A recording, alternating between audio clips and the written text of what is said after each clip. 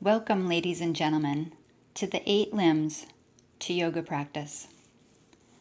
We practice the science of yoga with the goal of creating a personal and private union through the art of exercising and strengthening our individual spirit, body, and mind. As many already understand, yoga is a complete or a whole practice, meaning that the practice encompasses the entire human being, the mind, the body, and the spirit. A yoga practice contains exercises for the mind, exercises for the physical body, and exercises for the spirit. Although today, when we hear the word yoga, many of us visualize someone in a physical position and think this is yoga. Yet the physical positions are only one of the 8 sections of a yoga practice. The art and science of yoga is a tool that offers exercises and techniques to help human beings strengthen and nurture awareness of ourselves as unique beings that are intimately connected to the whole of all things.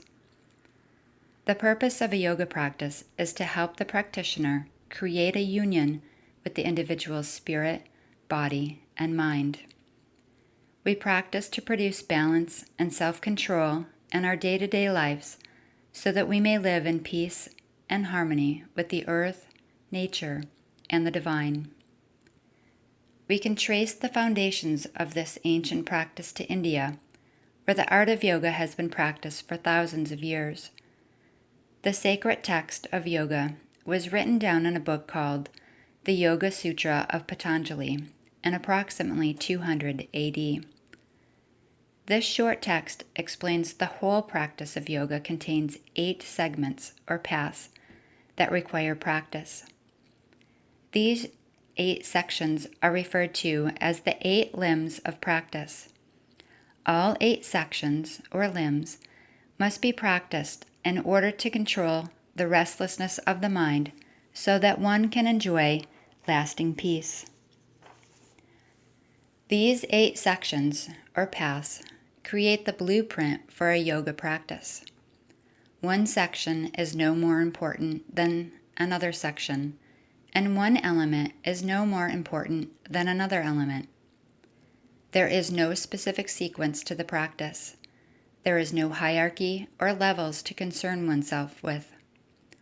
Each section of the practice is of equal importance, and all areas need to be practiced in order for the practitioner to realize their constant and continuous connectivity with the divine. The physical positions of a yoga practice are one piece of the yoga puzzle. In fact, it seems to be the only piece that is extremely present today.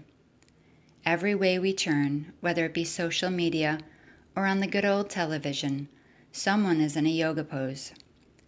This is probably due to the fact that most of us tend to be visual learners, and moving into a physical position is something we can immediately relate to, whereas the mind and the spirit sections of the practice are the less visible portions, the subtle part of practice. In order to move deeper into our practice, we need to take a look at the entire practice of yoga. The complete practice is broken down into 3 main categories: exercises for the body, exercises for the mind, and exercises for the spirit. Remember, a yoga journey is the journey of the self, through the self, to the self, according to the Bhagavad Gita.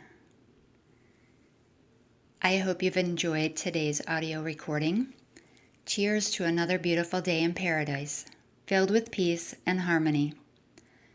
To discover more about the wonderful world of yoga, please visit MyYoga.Center, where you will find articles, poses, and features. To give support and get support, please consider subscribing to my YouTube channel. The link is posted on MyYoga.Center homepage, or tweet me at YogaUs. Namaste.